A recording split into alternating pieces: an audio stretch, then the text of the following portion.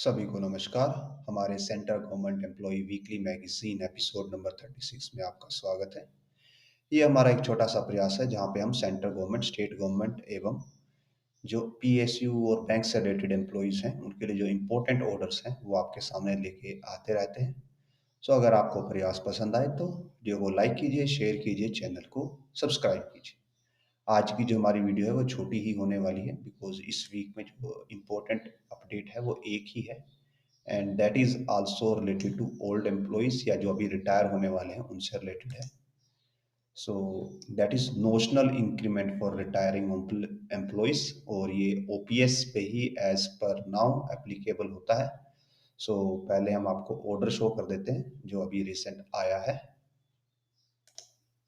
So here it is, आपकी screen के सामने ऑर्डर है।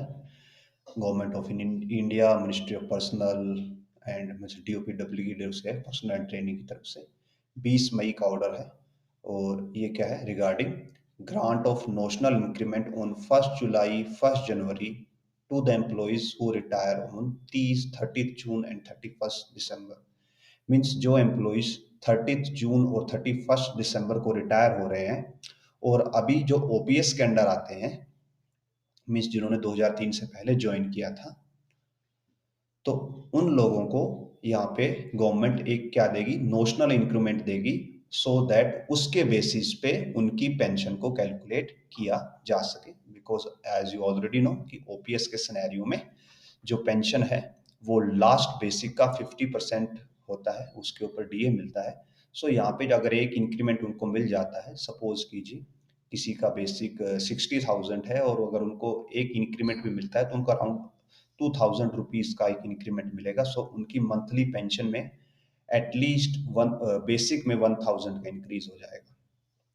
सो दैट्स हाउ ये जो नोशनल इंक्रीमेंट है ये पेंशन को इफेक्ट करता है। और ये सिर्फ किनको मिलने वाला है? जो रिटायर होंगे 30 जून को या 31 दिसंबर को। अगर कोई एम्प्लॉय 1 जनवरी को रिटायर होता है तो उसको कोई नोशनल इंक्रीमेंट नहीं, सॉरी नॉट 1 जनवरी, 31 जनवरी को रिटायर होता है, सेम फेब के एंड में, मार्च, अप्रैल, मई के एंड में अगर कोई रिटायर होता है तो उनको कोई इंक्रीमेंट नहीं मिलने वाला। इन्हीं दो डेट्स को अगर जो रिटायर हो रहा है तो उन्हीं को नोशनल इंक्रीमेंट मिलेगा ओल्ड पेंशन जो स्कीम है उसके सिनेरियो में। मींस जिनका डेट ऑफ बर्थ या जो कि आइदर दिसंबर में लाई करता है या फिर जून में लाई करता है, ओनली उन्हीं पर्सन्स को ये नोशनल इंक्रीमेंट का बेनिफिट मिलेगा। और इसके लिए एक क्राइटेरिया भी है जो बेसिकली सभी फुलफिल करते हैं, दैट जो रिटायरमेंट तक आपका जो वर्क है वो सेटिस्फैक्टरी होना चाहिए और आपका कंडक्ट गुड होना चाहिए, तभी ये एक्स्ट्रा बेनिफिट दिया जाता है। सो अगर इसके हम जो न्यू एम्प्लॉयज़ हैं जिन्होंने एनपीएस के अंदर ज्वाइन किया है उसके ऊपर इसके इम्प्लीकेशंस देखें तो राइट नाउ ये ओपीएस में ही एप्लीकेबल है, बट बिकॉज इनिशियली ये ओपीएस में भी नहीं था। जो एम्प्लॉयज़ थे वो कोर्ट में गए थे और कोर्ट ने ये ऑर्डर दिया था कि आप उनको नोशनल इंक्रीमेंट डिपेंडिंग अपॉन उनका कंडक्ट कैसा है इसके बेसिस पे ग्रांट कीजिए। और ये भी हम नीचे आपको दिखाते हैं अभी कि ये जो जजमेंट है ये 11/4/2023 को आया था और उसके बाद बोला गया था कि 1/5/2023 से जो भी पेंशन पे दी जाएगी वो नोशनल इंक्रीमेंट ग्रांट करके ही, कैलकुलेट करके ही दी जाए। और उससे पहले के पीरियड का कुछ नहीं मिलेगा, बट उससे बाद का यानी कि 1/5/2023 के बाद का जो भी पेंशन होगी वो नोशनल इंक्रीमेंट के बेसिस पे कैलकुलेट करके दी जाएगी। और जो जो जो इससे पहले रिटायर हो गए थे उनको भी वो नोशनल इंक्रीमेंट दिया जाएगा अगर वो 30 जून और 31 दिसंबर को रिटायर हुए। नाउ कमिंग टू कि एनपीएस और यूपीएस में के सिनेरियो में इस पर क्या इफेक्ट पड़ता है।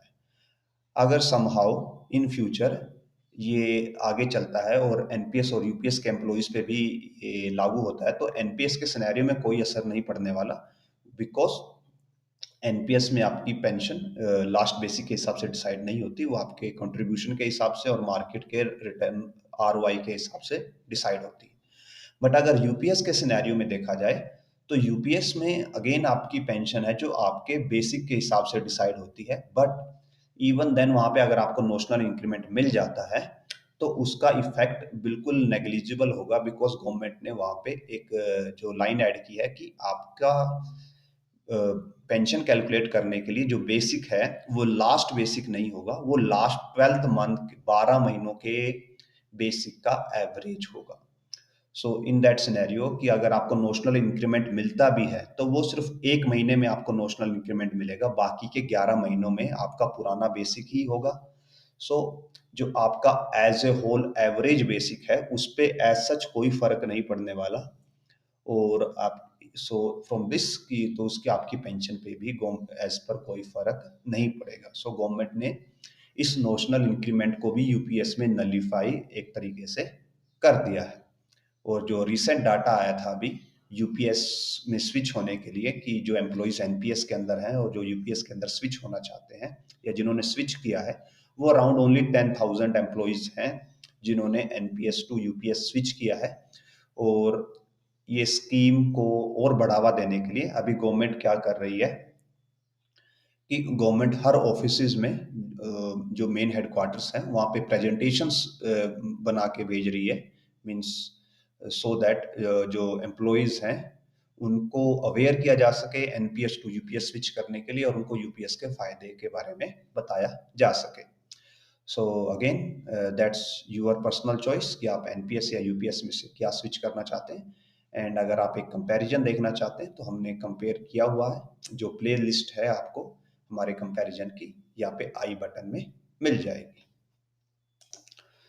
सो विद दिस इस वीडियो को हम यहीं पे एंड करते हैं, और होपफुली नेक्स्ट वीक हम मोर अपडेट्स के साथ आपके सामने हाजिर होंगे। अगेन अगर आपको वीडियो पसंद आए या इन्फॉर्मेटिव लगे तो लाइक कीजिए, शेयर कीजिए और चैनल को सब्सक्राइब कीजिए।